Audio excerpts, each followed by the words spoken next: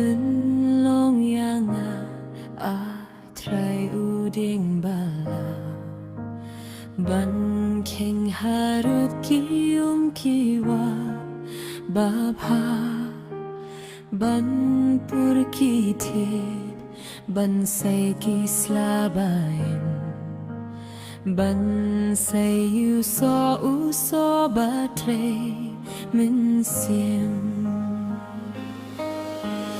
Trei atu nang trei hapo ka min sim bangan pindu noya ka jinglong barin bangan iyo long kum uriel bajane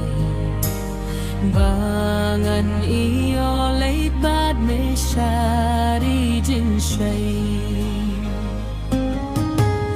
bangan iyem langat ki jenjar bun ha sering yus ngai nu jisula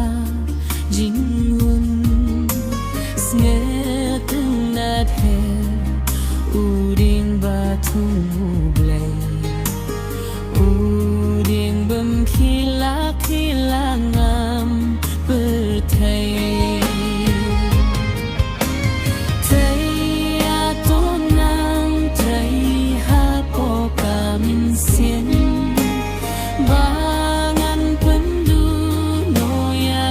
jinglong barin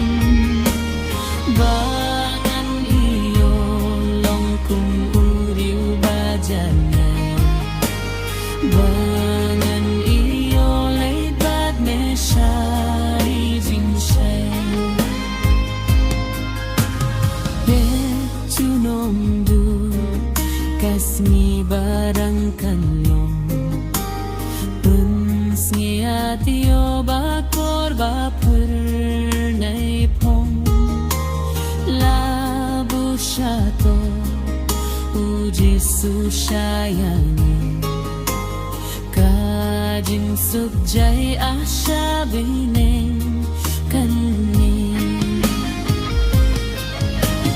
Trei ato nang trei hapo kamin sien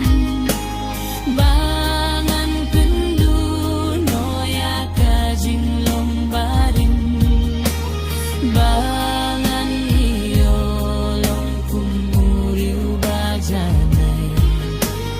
bangan iyo lebat me shari jin shay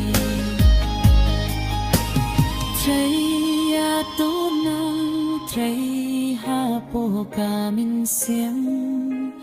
bangan pendu noya ka jinglong ba